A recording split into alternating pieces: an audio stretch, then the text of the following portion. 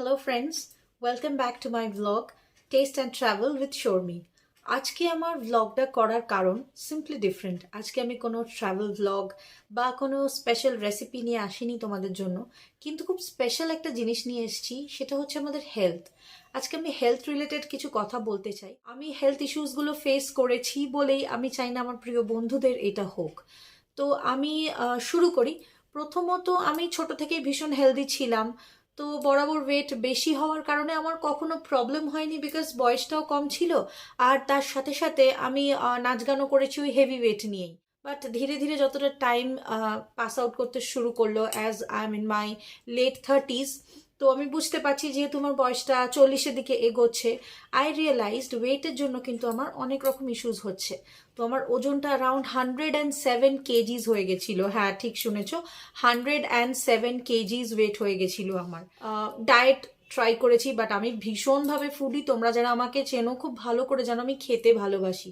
Finally আমি decide করলাম যে না, I have to do something. তো তারপরে আমি ডিসাইড করলাম একটু পরিবর্তন এনে দেখি। তো কিছু বেসিক পরিবর্তন আমি এনেছি আমার ডায়েটের মধ্যে। যদি তোমরা জানতে চাও কিভাবে, নিশ্চয়ই আমি তোমাদেরকে বলবো। আজকে সেরকমই একটা খুব ভালো জিনিস, একটা ভালো রেসিপি আমি তোমাদের সাথে শেয়ার করছি। এটা কোনো আলাদা করে খাবার বা সেরকম কোনো প্রিপারেশন নয়, বাট এমন একটা রেসিপি যেটা তোমাদেরকে হেল্প করবে লঙ্গার টাইম ফুল থাকার জন্য। মানে পেটটা তোমাদের ভর্তি থাকবে, বারবার হাঙ্গার প্র্যাঙ্কসটা হবে না। আমাকে যে রেসিপিটা বলছি সেটাকে অ্যাপ্লাই করতে থাকবে। কিভাবে সবকিছু আমি ডিটেলসে বলবো, কিভাবে বানাবে সেটাও আমি বলবো। তো আমি বলি এটা করে আমি উপকারটা কি পেয়েছি। আমার ওয়েটটা হয়ে গেছিল 107 কেজিস, এখন আমার ওয়েট 83 কেজিস। তো আমি এতটা ওজন কমালাম কি করে, রাইট? আমি কিন্তু খেয়েছি। আমার হাঙ্গার প্র্যাঙ্কসটা অনেক কমে গেছে। হট করে বিকেলবেলা 4টের সময় 5টার সময় একটু খিদে পেলো, 2-3টে মিষ্টি খেয়ে নিলাম। সো এই করে করে আমার ভীষণ ওয়েট গেন হয়েছিল। বাট এখন যেটা, যে জন্য আমি তোমাদের কাছে এসছি, যে এই রেসিপিটা ফলো করে আমার হাঙ্গার প্র্যাঙ্কসটা কমে গেছে। বিনা বিনা কারণে খিদে বা বিনা কারণে খাবার খাওয়া, সেই ব্যাপারটা আমার অনেকটা কমে গেছিল, যার জন্য আমার হেল্প হয়েছে। ফার্স্টলি। সেকেন্ডলি, যে কারণে হেল্প হয়েছে, আমি প্রচুরভাবে কাজ করা শুরু করি। কাজ করা শুরু করি মানে আমি কি কাজ করি? এমন কিছু যেটা ফিজিক্যাল অ্যাক্টিভিটি হয়। যেমন আমি আগে নাচ করতাম, তো আই স্টার্টেড ডান্সিং, নাচ করা শুরু করলাম। বাড়ির সমস্ত কাজ আমি এখন নিজে করি। সেটা মানে আমি লজ্জা পাচ্ছি না, একদম স্ট্রেট অ্যাওয়ে আমি তোমাদের বলছি। আমার ঘর মোছা, বাসন মাজা, জামা কাপড় কাচা, এভরিথিং আমি নিজে করি। আমি ডেইলি বেসিসে নিজেকে ফিজিক্যাল অ্যাক্টিভিটিসের মধ্যে ইনক্লুড করে ফেলেছি। যতটা বেশি কাজ করতে পারছি, যতটা বেশি পরিশ্রম করতে পারছি, শুয়ে বসে থাকা যতটা কমাতে পারছি, খুবই ভালো। কাজের মধ্যেই ওয়ার্কআউট খুঁজে নাও, দাঁড়িয়ে দাঁড়িয়ে রান্না করো, ফোনে কথা বলছো যখন ঘরের মধ্যেই হাঁটাচলা করতে শুরু করো, নিজের ঘর নিজে মোছো, নিজের জামা কাপড় নিজে কাচো, নিজের বাসন নিজে দাঁড়িয়ে দাঁড়িয়ে মাজো। These are very good exercises, believe me. এগুলোর মতো ভালো কাজ অন্য কিচ্ছুতে হয় না। তুমি জিমে যাও, তুমি জিমে গিয়ে টাকা খরচা করো, কিছুদিন যাওয়ার পরেই বলো না আমি আর পারছি না, আই কান্ট, আমার প্রচণ্ড স্ট্রেস হচ্ছে, প্রচণ্ড বডি পেন হচ্ছে। বাট যে কাজগুলো আমরা রেগুলার করে থাকি, আগেকার দিনের মহিলারা যেরকম করতেন, আমি সেরকম কাজগুলোকে অ্যাডাপ্ট করে নিয়েছি। আমি এখন ঘরের কাজগুলো নিজে করি। ফলে কি হয়েছে, আমার ওয়ার্কআউট হচ্ছে, আর খাওয়া দাওয়াটাকে একটু কন্ট্রোল করে ফেলেছি। সেই প্রসেসটার মধ্যেই কিন্তু আমি খুব ইজিলি ওয়েট লুজ করেছি। আমার বলে ওয়েট লুজ করা খুব টাফ, ভুল বলে। ট্রাস্ট মি, ওয়েট লুজ করা খুব ইজি। শুধু কিছু পরিবর্তন, লাইফস্টাইল চেঞ্জেস তোমাকে আনতে হবে, যেটা করতে পারলে you can easily reduce your weight. আমি নিজে একজন ভুক্তভোগী। আমি 107 থেকে 83-তে নেমেছি। আমার অবভিয়াসলি আরও এখনও ওয়েট কমানোর কথা। আমার আরও 75 হলে আমার একদম এক্স্যাক্ট ভালো ওয়েট হবে। কতটা কমিয়েছি মানে বুঝতে পারছো তো। 107 থেকে 83-তে আসাটাও কিন্তু ইজ এ লং জার্নি। আর এই জার্নিটার মধ্যে আমি কিন্তু সব কিছু অল্প অল্প করে খেয়েছি, খাইনি তা নয়। মিষ্টিও ভালোবাসি, মিষ্টি খেয়েছি। ফাস্টফুড ভালোবাসি, মাঝে মধ্যে রোল মোগলাই সিঙ্গাড়াও হয়েছে। তো সব কিছু করেই কিন্তু আমি ওয়েট রিডিউস করেছি। বাট আমাকে যে জিনিসটা সব থেকে বেশি হেল্প করেছে আমার বাজে ফাজি ইটিংটাকে কন্ট্রোল করার জন্য, আজকে তোমাদেরকে সেই রেসিপিটাই আমি শেয়ার করব।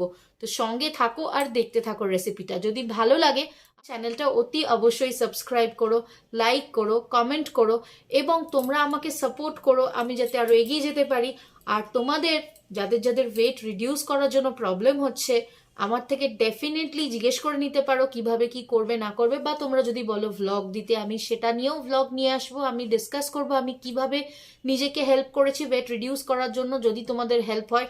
Because at the end of the day আমাদের সকলের হেলদি থাকাটা ভীষণ ইম্পর্ট্যান্ট। এই ওয়েটটা একটু একটু করে কমতে শুরু করলে তুমি নিজেও কিন্তু ভীষণ কনফিডেন্ট ফিল করবে, যেটা আমি করি।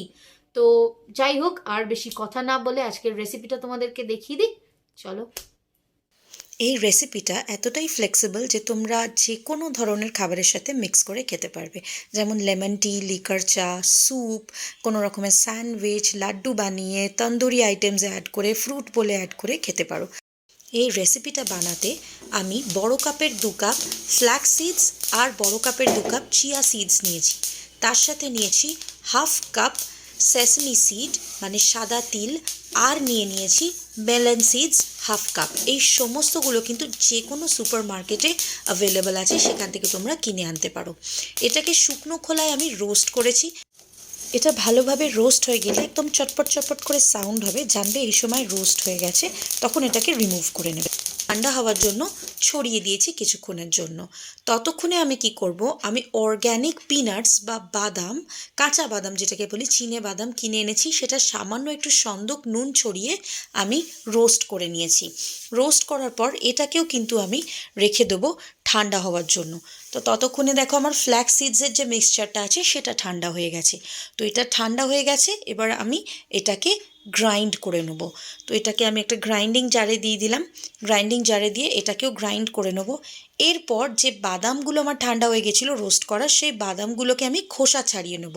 খোসা ছাড়িয়ে সেই বাদামগুলোও গ্রাইন্ডারে দিয়ে একটা পাউডার করে নেবো। এবার একটা বক্সের মধ্যে তুমি যে কোনো কাঁচের পরিষ্কার কন্টেনারে স্টোর করবে। বাদামটা আর ফ্ল্যাক্সিডসের যে মিক্সচারটা আছে সেটাকে একসঙ্গেই একটা কন্টেনারে মিশিয়ে রেখে দেবে। এটা কিন্তু তোমাকে বিভিন্ন ধরনের মিনারেলস আর প্রোটিনের সোর্স দেবে, যেটার জন্য তোমার অতিরিক্ত খিদে কখনোই পাবে না। এটাকে খাওয়ার মেথড হচ্ছে, তুমি লিকার চায়ের সঙ্গে মিক্স করে খেতে পারো। হাফ চা চামচ, একদম বেশি নেবে না, হাফ চা চামচ নেবে। তুমি স্যান্ডউইচে ছড়িয়ে খেতে পারো। তুমি যে কোনো ফ্রুটসের ওপর হাফ চা চামচ ছড়িয়ে দিতে পারো। কোনো তন্দুরি আইটেমস বাড়িতে বানালে ম্যারিনেশনের প্রসেসে মিক্স করে খেতে পারো। এটা দিয়ে খুব সুন্দর লাড্ডু তৈরি হয়। তো তোমরা যদি জানতে চাও সেই রেসিপিটাও আমি শেয়ার করব। স্যুপে ছড়িয়ে খেতে পারো, এমনকি কোনো ডেজার্ট ফ্রুট বোল যদি বানাও তাতেও খেতে পারো। তো আমি বিভিন্নভাবে এটাকে এক্সপেরিমেন্ট করে খাই। তোমাদের ভিডিওটা কেমন লাগলো এটা জানাতে ভুলো না কিন্তু। Thank you.